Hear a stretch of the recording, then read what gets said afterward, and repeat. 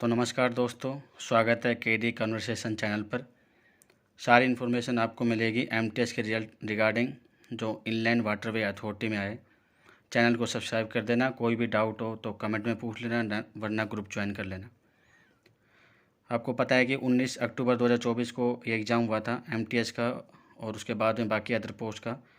और उसका आज 25 दिसंबर 2024 को इन्होंने कंबाइंड मेरिट लिस्ट डाल दी है। अब आप देखो, मेरिट लिस्ट ये है, 1 से लेके जितने बच्चों ने पेपर दिया था उन सब के नंबर इन्होंने डाले हैं। आप देखो कि भाई सबके आगे क्वालिफाइड और नॉट क्वालिफाइड लिखा हुआ है, और total marks obtained in non technical section, क्योंकि एमटीएस है तो इसमें टेक्निकल का फंडा नहीं है। और टोटल मार्क्स आउट ऑफ 200, तो वो सेम है। परसेंटेज भी बता दी है, और क्वालिफाइड है या नहीं है वो भी बता रखा है।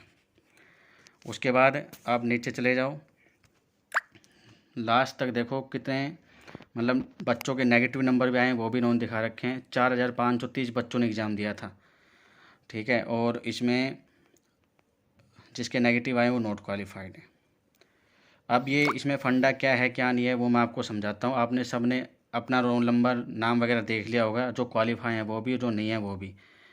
अब ध्यान से समझो, देखो ये इनका नोटिफिकेशन है जो इन्होंने निकाला था, जिसकी लास्ट डेट 15/9/2024 थी, एक्सटेंड कर दी थी 21 तक। तो अब मेन मुद्दे है कि हमको ये देखें पहले एमटीएस की वैकेंसी कितनी थी। आपको एक बार याद दिला दूं, वो ज़रूरी है, उसके बिना आप नहीं समझ पाओगे। तो देखो, एमटीएस की टोटल वैकेंसी 11 थी, और अनरिजर्व में 2 थी, ओबीसी में 4 थी, ईडब्ल्यूएस में 3, एससी में 1, एसटी में 1 और पीडब्ल्यूडी में 2 थी। अब पहले तो ये समझो कि भाई सबके आगे क्वालिफाई लिखा हुआ है और किसी के आगे नॉट क्वालिफाई। तो मेन रीज़न उसका ये है, देखो इन्होंने post wise minimum qualifying marks बताए थे रिटर्न एग्जामिनेशन के लिए। तो इसमें देखो ये मल्टीटास्किंग लिखा हुआ है सीरियल नंबर पहले वाले बॉक्स में। तो जिसके अनरिजर्व कैटेगरी में 45% नंबर आ गए, और जिसके 40% ओबीसी में आ गए, मतलब जिसके 200 का 40% निकाल लो, उतने अगर नंबर आपके आ गए, मतलब 80 नंबर आ गए तो आप क्वालिफाई हैं। 81 आ गए वो भी। और जो अदर क्लास है, license, master second class, master third class, उसमें 60 है। तो अपन एमटीएस की बात करते हैं, तो जिनके भी 45% अनरिजर्व, 40 ओबीसी, 35 एससी एसटी, इससे ज़्यादा या इसके बराबर नंबर हैं वो सभी क्वालिफाई हैं, और जिनके इससे कम नंबर है ना वो डिसक्वालीफाई हैं। तो सबसे पहले मुद्दा तो आप लोग ये समझ गए होंगे कि सबके आगे क्वालिफाई क्यों लिखा हुआ है। पर सबके आगे लिखा हुआ है तो सबको जॉब नहीं मिलेगी। इसका कारण क्या है ये अभी समझो। अब देखो, जनरल इंस्ट्रक्शन में इन्होंने पॉइंट नंबर 5 में अच्छे से समझा रखा है। आपको पता ही है कि भाई जनरल की एमटीएस की पोस्ट 2 थी, ओबीसी की 4 थी, और बाकियों की आपको पता ही है। तो पॉइंट नंबर 5 में साफ कह रखा है कि जितने भी पोस्ट हैं भाई, चाहे ड्राइवर हो, चाहे एमटीएस हो, चाहे मास्टर हो, 10 times of the available vacancy, इतने लोगों को ही बुलाएंगे। मतलब 11 है टोटल वैकेंसी, तो इसको 10 से मल्टीप्लाई कर दो, 110 लोगों को ही बुलाएंगे एमटीएस के लिए। तो जिसका भी सीरियल नंबर जो अपने कट ऑफ है उसमें 110 नंबर तक अगर आपके सीरियल नंबर आपका नाम आ रहा है तो आप रेडी रहना।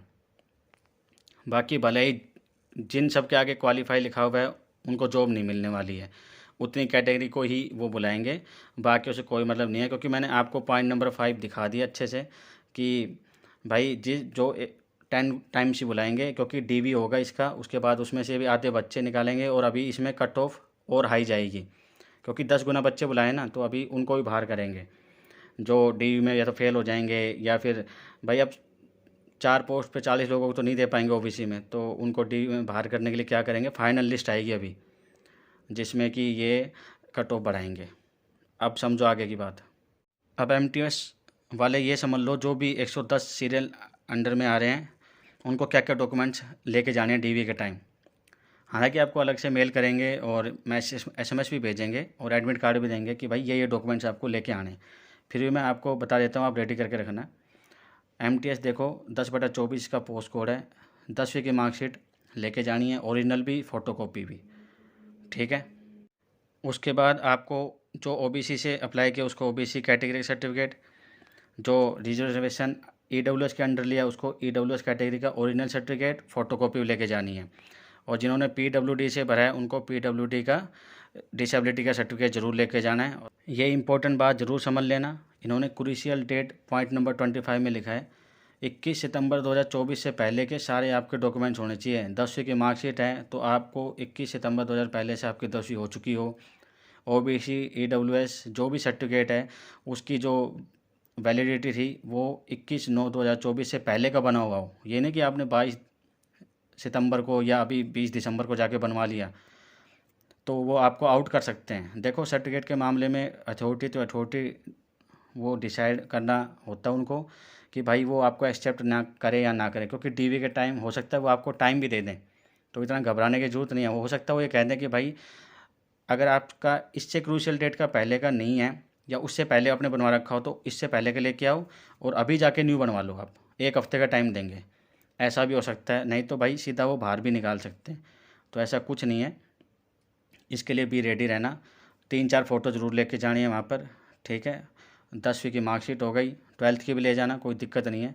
उसके बाद OBC SC ST का कैटेगरी सर्टिफिकेट हो गया, वो लेके चले जाना। इनका डुप्लीकेट भी लेके जानी है। वोटर कार्ड ID या आधार कार्ड जो भी आपने अपलोड किया था वो भी लेके जानी है, उसकी फ़ोटोकॉपी। और ये सारे डॉक्यूमेंट चाहिए होंगे, बस ज़्यादा इसमें कुछ नहीं चाहिए।